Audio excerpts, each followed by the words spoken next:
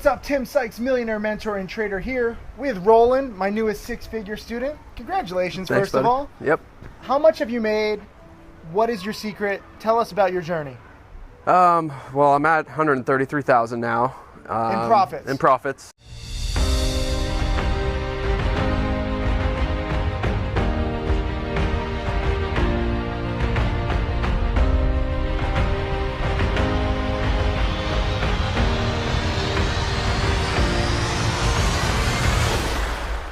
I started with a $1,200 account, and then I put in, I think, 3 paychecks, so about 4,000 total. Okay. Kind of choppy at first. Wasn't quite taking it seriously. Yeah. So at a certain point, I did buckle down and decide, I really have to figure out what's going on here for myself. Yeah. Which was the best thing I could have done. So I did start studying. I bought How to Make Millions. Trading Tickers by Tim Grittani, which it's amazing. Yeah, it's amazing. Watch those 2 DVDs. Those are the basics: How to Make Millions and Trading Tickers.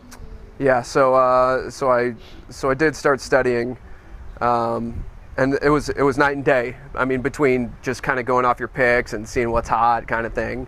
Another big change was being prepared in the morning. Yeah. So actually spending the time at night to go through my scanners and come up with my own plans, to trade these things, because you need a plan. You can't just blindly buy and let it go and then try to sell. It just doesn't work. Hope is not a strategy. No, and that's what I was doing at first, was a lot of hoping and hope maybe this will work. Hopefully this works, and so now I spend a lot of time preparing at night. The night before. The night before, right. So every day you're come ready with stocks that you think you might trade. Exactly. And then you'll be prepared. Right. Dealing with a plan. And yeah, a plan of how I will trade them if certain things happen.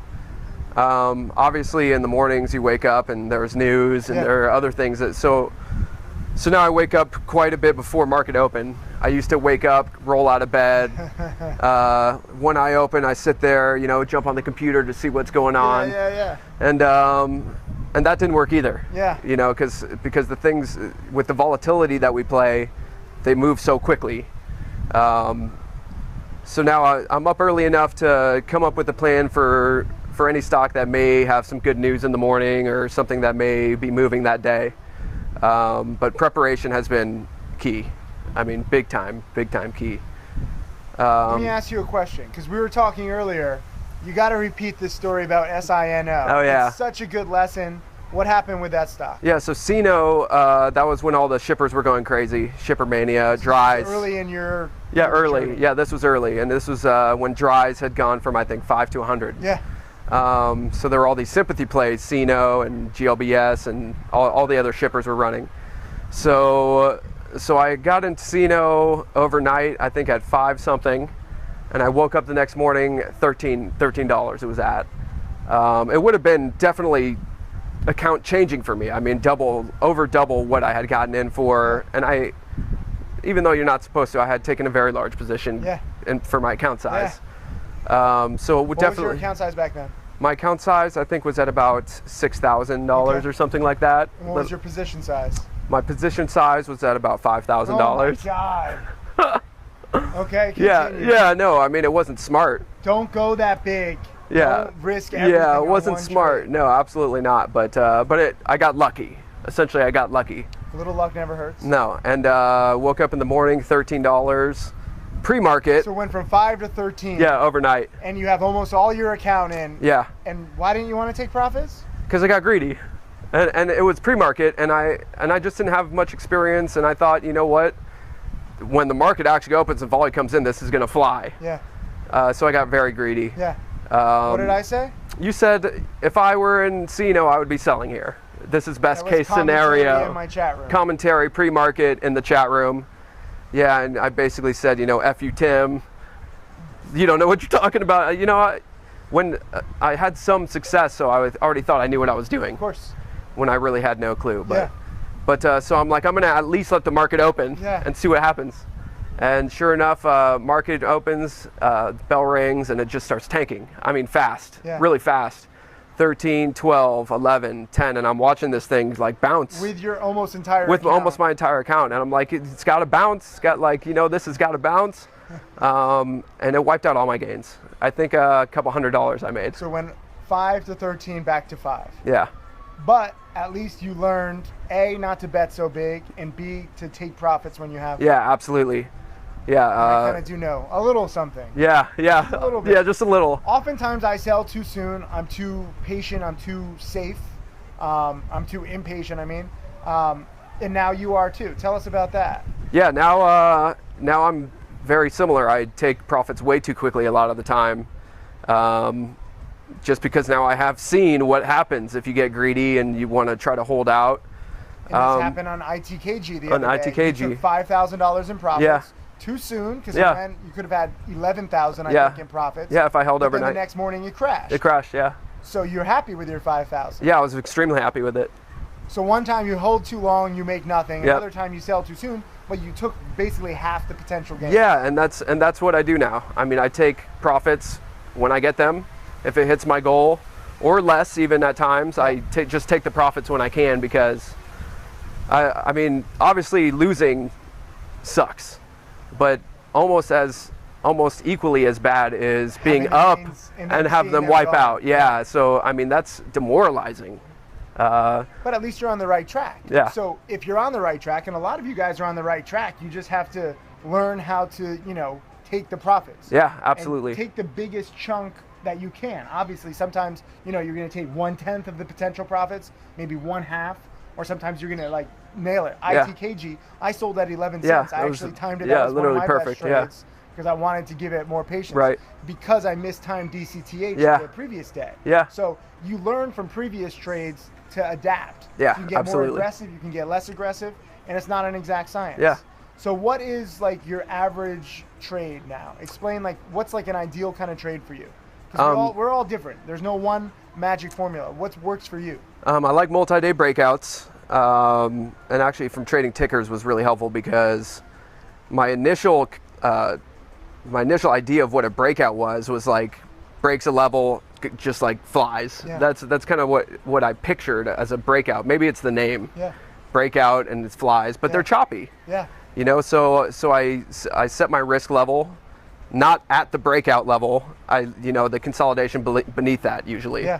And so it does give me a little room for the breakout to bounce around and be a little choppy as Were it you is. in DCTH? I was in DCTH several times. Okay. Yeah, I was in, I think, 0.027. Oh my God. And I sold that. I actually had a great gain on that, a 0.0454 or something. DCTH just went from 2 cents to 35 cents Yeah, it was crazy. in 1 week. So a lot of people hate on penny stocks. Yep. Your middle name is Wolf, right? Yep. Literally, legally? Yeah, legally. Legally, his name is Wolf, and so he's Roland Wolf. Kind of ironic. Yeah. But the Wolf of Wall Street does a lot of pumping, very illegal stuff. Right. What we do is just trading these penny stocks. We're not pumping them. We're taking gains actually too quickly. Yeah. And you're learning short selling now too? Yeah, I'm starting to get into the short selling. I have a little more capital to work with, and it's a different mindset for sure. And but it's good to know that you can trade both sides of the volatility. Yeah, and it's helped. Yeah. Went from 2 to 35. It's now back down to 15 cents. Yeah. Absolutely. So, a nice, 17 times your money, and then it also drops in half, 50% in a few days. And I just think I've been going through SEC filings a lot lately, and after you've been doing it for a while, you see kind of, they do get pumped, and a lot of times there are financings that occur. Have you seen our Learn to Read SEC filings DVD? I have. I've watched the whole boring. thing. I've actually watched the whole thing. Sometimes. It took me a couple times to get through, but I got through it. But it's useful. It's very useful. When you see SEC filings, very long, boring, legally required filings that these companies make 20, 30, 50, 90 pages long. I mean, in the middle of it, they'll put a risk, we might run out of money. Then if you compare that with the press release issue, one-pagers, we have the cure for Alzheimer's. Yeah, exactly. We found gold in Peru. Yep. Night and day. Night and day, and they're convoluted, and I think they're meant to have your regular retail investor not be able to go through them. So you have an advantage if you learn to read SEC 100%. There's no doubt about it. I mean, the weight I don't put all the weight, the whole decision on whether I'm not going to trade a stock or not. Yeah. But But it's helpful. It gives you an edge. Yeah, this is an advantage that you guys can have simply by just knowing that press releases are full of hype.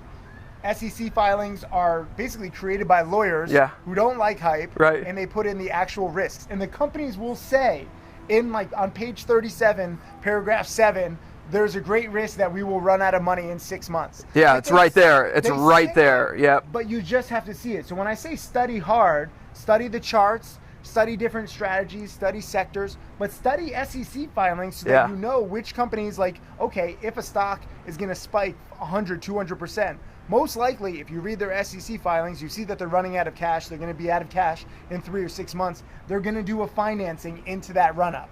Pump and dump. Yep. And when they do that financing, because they're running out of money, the financing that they do is going to be at a very low price compared to the stock price. When they do that financing, the stock will drop 30, 50, 70% in a day.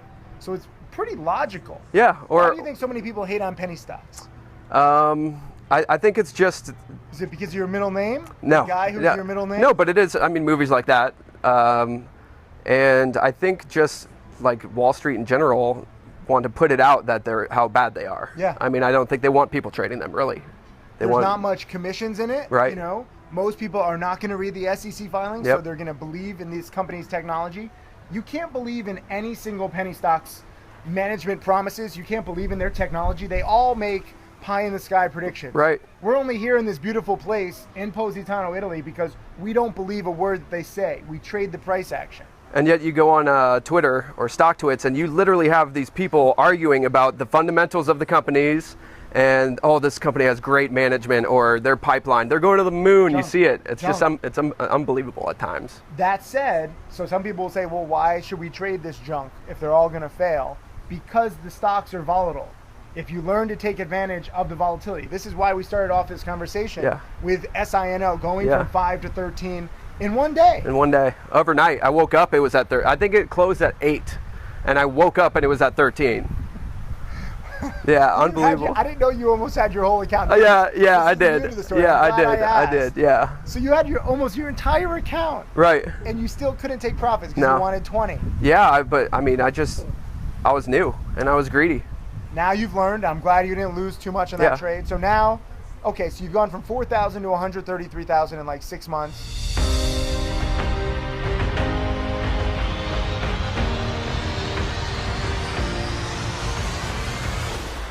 You're studying. You're learning to take singles, not going for home runs. 100%. What is your family? What does your wife think?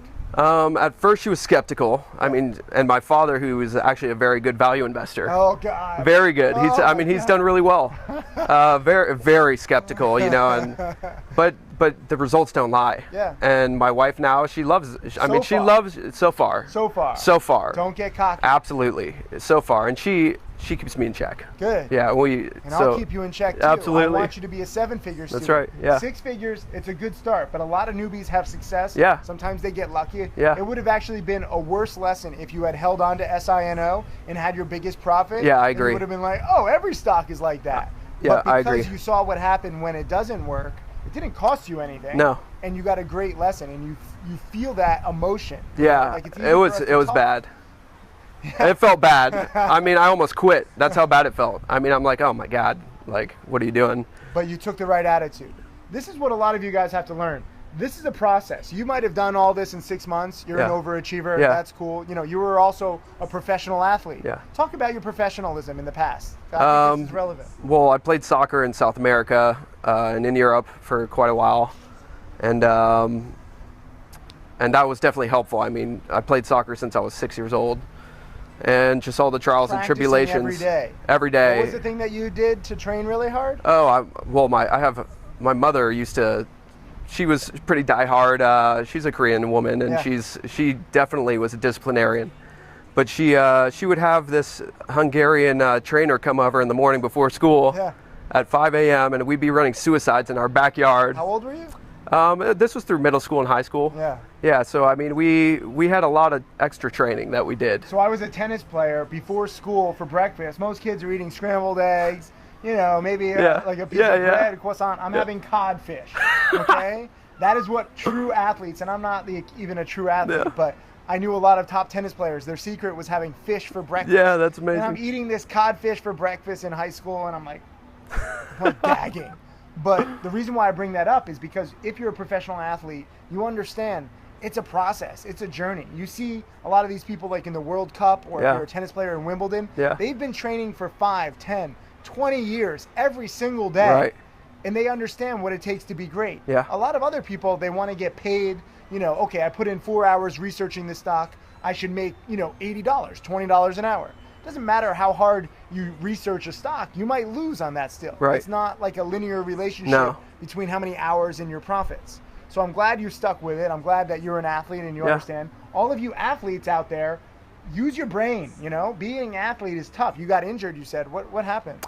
I was on trial actually in Croatia, and I basically shattered my ankle. I mean, all the ligaments were gone, and I had surgery. I had Tommy John surgery. Yeah. $1 million injury. So far, you have a 6-figure injury. Yeah, so far. Because right now, if you continue playing soccer, okay, maybe you'll have a decent career. Yeah, maybe. Maybe you're giving like private soccer lessons. Right. Like, I or would have been coaching like a private or tennis right. coach at some crappy country club. Yeah. Got into the stock market, you have a much longer career. Right. You're still young. How old are you? I'm 31. You have this all your life. Right. You have decades, hopefully centuries. Yeah, hopefully. If, medicine keeps growing. Right, that's true. That's true. Yes! Medicine and technology, and you expand your mind. Yeah. And there's always plays, okay? So we're here in Positano tomorrow. We're going to be live trading. What's your take? Are you going to make a trade? If there's a trade to be made. That is the right answer. You do not need to trade every day. You wait for these right plays.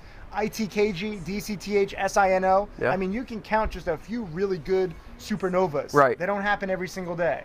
So that's the secret, I think, with penny stocks. Most people are looking for trades all the time. They have a small account. They want to grow it, $50 here, $100 there. But if you wait for the right play, your account can really grow. You just have to have patience. Yeah, and I think that's tough. I think that's one of the toughest parts is that if you're sitting watching the markets all day, your instinct is to want to jump in. Yeah. And be part of the action. Yeah. Even if there's no real action there to be had. I struggle with that, especially once I got over PDT. I think I dipped below PDT a couple times, which was... The PDT is you need over $25,000 to day trade freely. If you're under $25,000, you can only make 3 day trades per week, which is enough. When you have a small account, you can trade overnight every single night, first of all, but you shouldn't be making that many trades. Like some people I see trying to make like 3, 4, 5 trades in a day, and they're like, let me trade this, let me trade that. And that's a frustrating way to live. It is. I think the first week I was making like 5 to 10 trades at least a day once I got over PDT. Only because I felt, so when you're under PDT at times, cutting losses seems like, well, it's difficult to do emotionally because you're like, I'm going to waste a day trade on a loss, when that's not necessarily the correct attitude. But so once I got over, I did have to curb that. That's one of the first things I had to curb after getting above PDT. Yeah. But now, kind of the attitude I have is that if I'm bored, and if I'm watching the markets and I'm bored, then I'm probably doing something right, as opposed to the other way around. Oftentimes, the best trade is no trade at all. Most of the time, I mean. Most of the time. So we sit in cash. Do you have any positions right now? No. Neither do I. We sit in cash. Even though we're traders, even though you've made 6 figures, even though I've made 7 figures, a lot of the time we have no positions. Yeah. What's the most number of positions you'll have at one time? Usually 2, 3 maximum. But usually 1 at a time. Yeah. I mean, that's kind of how I take them. 1 or 2. Yeah. Max. Yeah. I watch every single tick. Right. And we were talking about this with the group. We actually have like nearly a dozen students here. We're going around the room, and you don't need that many positions. I don't understand these people. They're like, oh, I'm hedged. I have 20 longs, 6 shorts. I'm using 125% leverage. You're not a hedge fund. You're not a mutual fund. If you have a small account, if you trade like a sniper, 1 trade, try to make like 300, try to make 200, try to make 1,000. Right. That's it. Yeah. Why is that so tough for people to understand? Because that's just not, I don't know. I think that's just from the value investment standpoint, that's what they do. And wait, it's your dad or father-in-law? My father. Oh my God. Yeah. Have you had like chats with him? Yeah, he appreciates what I do. Cool. He does. He's open-minded. Yeah, that's not most value investors. No, but he's very open-minded, and value investors, be open-minded. Learn from the young wolf. No, it's cool. We have great talks about it. I mean, it's pretty cool. It's brought us closer in times. That's awesome. That's cool. Yeah. Is he going to start trading? No. He's not that open. No. No. He lets me trade for him sometimes. That's though. cool. Yeah. There's there's a time and place for value investors. Just to be open-minded. Yeah. I mean, if a value investor and you say the word penny stocks, they just start backing away. Oh yeah. I've had people literally back away from me, like in person. When I was like, I'm not a ghost. Right. I'm not like someone like woo. Yeah. But they hear penny stocks. Most people invest in penny stocks like lotto tickets. Right. They think value when there is no value Right. in penny stocks. Right. So you can't combine the two. We're No. not investing in penny stocks. We don't believe them. We're trading the volatility. So that's a very important thing. A lot of people invest in penny stocks, they buy 10 of them, they think one of them will be a big winner. It's like the lotto. They get pitched by people like the real Wolf of Wall Street Right. and other boiler rooms. They hear it from a friend, they hear tips. Don't give in to the BS. Don't give in to hype. Just be meticulous. And what were you saying about the patterns and back testing? Well, I've been trying new patterns, first of all, kind of recently. But I keep a couple spreadsheets just for my trades to see what works and what doesn't work for me. Yeah. Because what I've learned is that, I can't necessarily do what Tim Grittani does or what Dux does or Michael Good. It's really hard to duplicate anyone's strategy or even your strategy. Yeah. I mean, you kind of do have to find your own way and what works for you. We're different people. We have strengths and weaknesses. Absolutely. I kick with my toe in when I play soccer. Yeah, there you go. I'm terrible. The coach always yelled at me, like, don't kick with your toe. But I'm like, but it goes faster. Yeah, So I would never make it as a soccer player. Right. So Be individual. Yeah. Continue, sorry. So I have been testing out short selling lately because I've made most of my money going long at this point. Yeah. Which I think is kind of more applicable for small accounts. Yeah. It's kind of hard to find shares of these companies at times to short because there's so much competition for those shares. Yeah. But I have been getting into short selling just because I think it's important to test new strategies and to be diverse with your strategies. Dude, I love what you're saying. For different market conditions. I mean, we've obviously had this sweet bull market for quite a while. And my entire trading career so far, it's been short, but it's been in this bull market. Yeah. So what works now is not necessarily going to work in the future. And it's good to learn different strategies. Like, I'm a tennis player. Like, I had a weak backhand. So my opponents could learn to just hit to my backhand Right. and they would win. I was awesome with my forehand. Yeah. But if you have a forehand and backhand, you don't have to fear bear markets. Right. So I'm glad you're learning short selling. We got to wrap this up. I'm starving. We got lunch waiting for us. The number one lesson that you have for people, what do you think? Number one lesson would be, Or top two. Doesn't have to be one. I'd say don't give up. I think a lot of people give up quickly because don't give up, don't blow up. So don't blow your account up before you can have enough time and experience for it to click. Beautiful. Be patient, persevere. It's a marathon, not a sprint, but also understand that you can learn to take singles. You don't have to go for home runs. You don't have to trade every day. You should not go all in on any trade. And if you do have 50, 100, 200% profits, take them. Don't go for like 1,000% profits. Don't believe any penny stock. Learn to read the SEC filings and enjoy the journey. This is a marathon. Enjoy it. Cheers. Thank you. Congratulations on Thanks, your Tim. success, man. Appreciate it. Ciao. Ciao.